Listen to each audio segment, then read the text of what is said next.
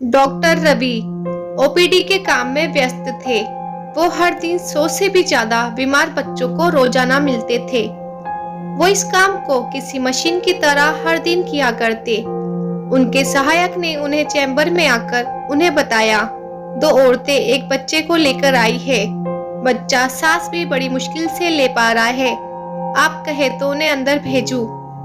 Doctor ने हाँ में सर हिलाया।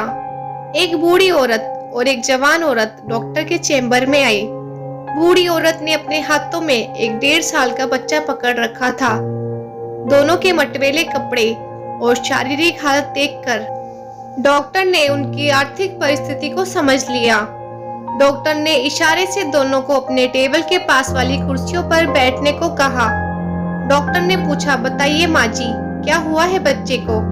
माँ जी बोली, 3 दिनों से मेरे बच्चे को जुकाम हो रखा है और आज तो बड़ी मुश्किल से सांसें ले पा रहा है साहब। देखिए जरा, बड़ी तकलीफ में है मेरा लाल।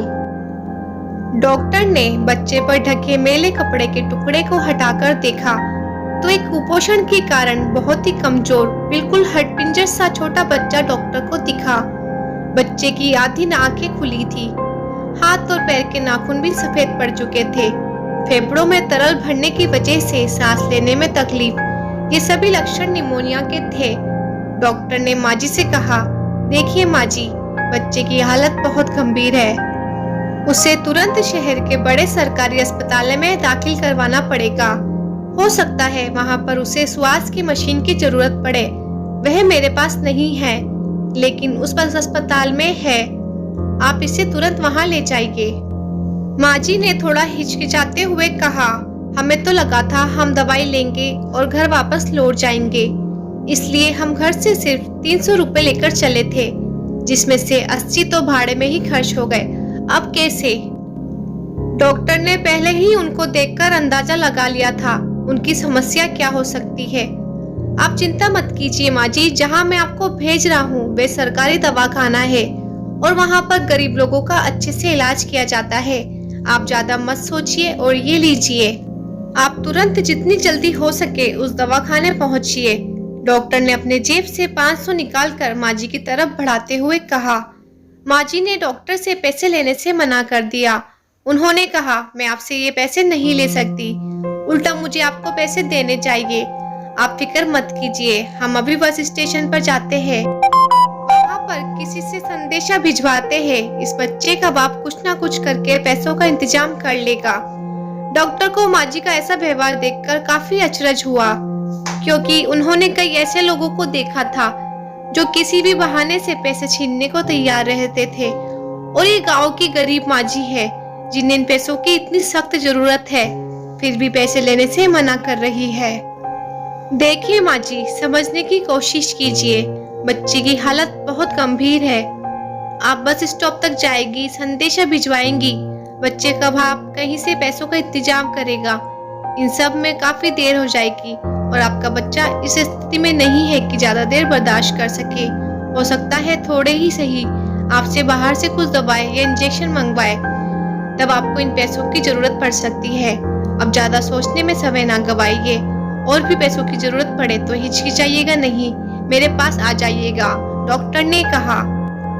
दोनों ही औरतें पैसा लेना नहीं चाहती थी, लेकिन उनकी मजबूरी थी या फिर बच्चे की बिगड़ती हालत।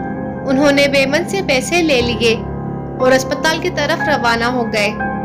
डॉक्टर रवि फिर से अपनी उसी मशीनी दिनचर्या में लग गए। 3 दिन बाद उनका सहायक फिर से उनके चैम्बर में आया और डॉक्टर से कहने लगा, सर, एक बूढ़ी औरत आपसे मिलना चाहती है। डॉक्टर ने कहा, तो तुमने उन्हें नहीं बताया कि मैं बच्चों का डॉक्टर हूँ? सहायक ने कहा, नहीं सर, आप समझे नहीं। आपको याद होगा कुछ दिनों पहले 2 औरतें एक बच्चे को लेकर आपके पास आई थी। बच्चे की हालत बहुत खराब थी। उन्हीं 2 औरतों में से एक है। डॉक्टर रवि अपने रोज के बिजी शेड्यूल के चलते इस बात को कब का भुला चुके थे। सहायक के बताने पर उन्हें याद आ गया और उन्हें लगा कि शायद उन्हें और पैसों की जरूरत पड़ी होगी, इसलिए आई होगी। उन्होंने इस माँ जी को अंदर भेजने के लिए कहा। माँ जी चैम्बर में आई। डॉक्टर ने उनसे बच्चे का हाल चाल पूछा। माँ जी ने अपने हाथ में रखे 500 के नोट को डॉक्टर के सामने बढ़ाते हुए कहा, ये लीजिए साहब आपके रुपये, इनमें से 1 रुपए की भी दवाइयों के लिए इस्तेमाल नहीं हुआ। अस्पताल में पहुंचते ही बच्चे ने दम तोड़ दिया था। उस दिन तो हम लाश लेकर घर चले गए थे और आज जब अंतिम संस्कार हो गया है तो आपके पैसे लौटाने आई हूँ। बूढ़ी माँ जी की बात सुनकर डॉक्टर अचंभित रह गए। वे सोचने लगे कि क्या इस कलयुग में भी ऐसे लोग अभी भी जिंदा है, और शायद यही लोग हैं जिनकी वजह से धरती माँ इतना पाप होने के बावजूद सबको मजबूती से थामे हुई है। डॉक्टर ने माँ जी से कहा, माँ जी आपको ये थोड़े से पैसे लौटाने के लिए धक्का खाते हुए इतना दूर आने की आवश्यकता नहीं थी, और मैं कहाँ देख रहा था कि आपने पैसे दवाइयों में खर्च किए या नहीं। आप नहीं देख रहे थे लेकिन मेरा भगवान तो देख रहा था, माँ जी ने अपना पक्ष रखते हुए कहा, और पैसे डॉक्टर की टेबल पर रखकर चली गई।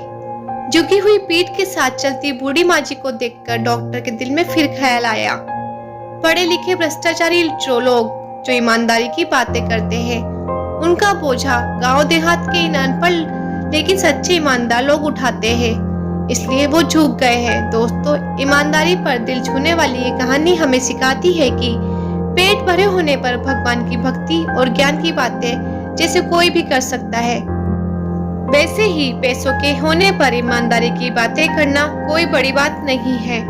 बड़ी बात तब है जब आपके पास सभी चीज वस्तुओं की कमी हो, फिर भी आप अपनी नैतिकता पर अड़े रहे। तो दोस्तों, ये थी हमारी आज की कहानी। अगर आप लोगों को ये कहानी पसंद आई है तो आप इसे लाइक कर सकते हैं और शेयर कर सकते हैं, और ऐसी और वीडियोस रोज देखने के लिए आप हमारे लाइफ लेसन स्टोरी चैनल को सब्सक्राइब कर सकते हैं। Thanks for watching.